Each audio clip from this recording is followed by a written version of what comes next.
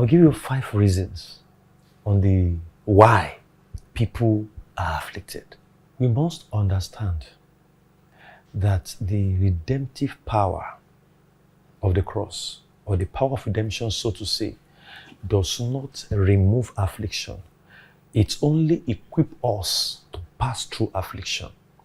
Affliction came through the fallen world, the fallen nature of man. That's number one reason why people are afflicted, is a fallen nature through the fall of man.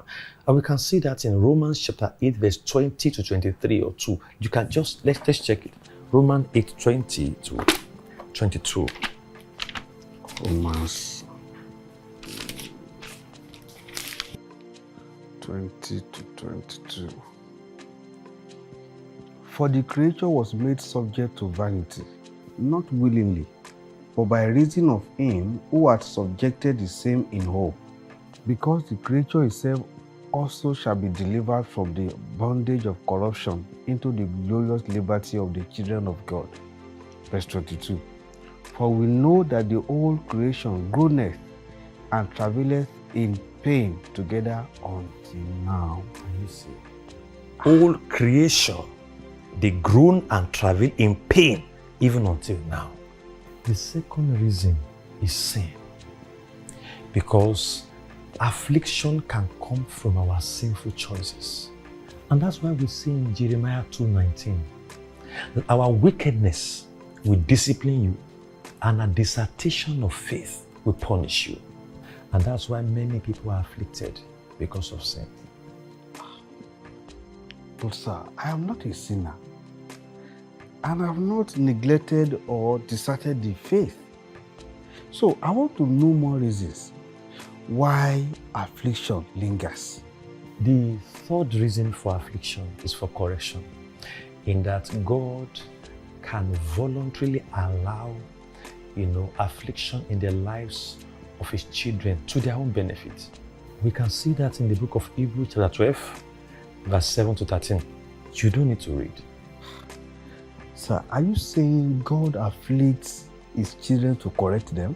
That is why when you see affliction happening the third, the fourth time, instead of just going and shouting, you look inward. Is there something that God is trying to correct? Any gospel that preach that Jesus is full of love, without this part, is not a complete gospel. And this kind of affliction does not go until you yield to correction. The fourth reason of affliction is testing. Testing? Does God use affliction to test his children? To what end? To build our faith, so we can serve him better. It is not easy to serve his spirit. You can easily serve your fellow woman. It's not easy to serve his spirit because the metrics and standard are high. In 1 Peter chapter 4, verse 12 to 13. Let's check that. 1 Peter 4, 12 to 13. 1 Peter 4, 12 to 13. Yeah. The Bible says, Beloved, think it not strange concerning the fiery trial which is to try you, as though some strange thing happened unto you.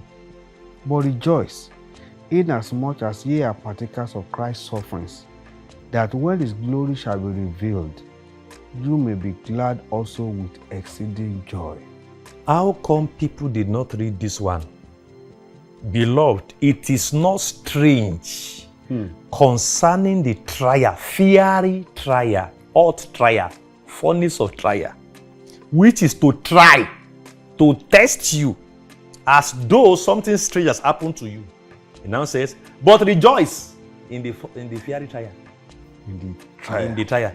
Inasmuch as you are partakers of Christ's suffering, the suffering of Christ, we are partakers, our own share is there. That when his glory is now revealed, when we cannot answer, ye may be glad with exceeding joy. How come we didn't read this part? You see, when you don't know why some things is happening, it will be difficult for you to settle. But now we know in scriptures. And the fifth reason why people are afflicted is persecution. Because to follow Christ, you will suffer persecution. Paul himself said, I want to suffer with Christ and share in his death, just like you see it in Philippians 1:29. But Jerry, looking at these reasons, there are some believers that are not afflicted either by testing or persecutions. So, I think there is more to mine. Which is what we are going to check now. We are diagnosing. We are checking. Yes, sir. Because the second affliction that comes only repeats itself when it has not fulfilled its vision the first time. Sir, this one has fulfilled its mission because it has risen once and again. So I know this is not from God, because the word of God says affliction will not rise again the second time. That pronouncement was as a result of affliction that came through sin. And we see it in verse 12. He said, although I have afflicted you, I will afflict you no more. And so, anyone who has repented of sin, anyone who was afflicted through sin, can now use that declaration to say, I no more commit sin. So this affliction, you have no right to come again. That pronouncement was for affliction that was bettered through sin. But you see affliction that come from demons, faulty foundations, ignorance, may remain 4 to 10, 20 times if you do nothing. Sir, please, let's do something about this one. Enough is enough. This guy is becoming too much for me. Will any lady ever agree to marry me? Sir, you see, marrying again is secondary. Let us deal with the primary. Once the primary is resolved, the secondary will be settled. In the next few days, I'll be talking about repeated third-time affliction. I'll be talking about affliction that keep coming repeatedly, even when there are no reasons that is causing it. And the way out. After which I will now talk about a communal affliction that is coming very soon upon everybody. It is coming to everybody. It's a prophecy. And that kind of affliction can be likened to the Third World War.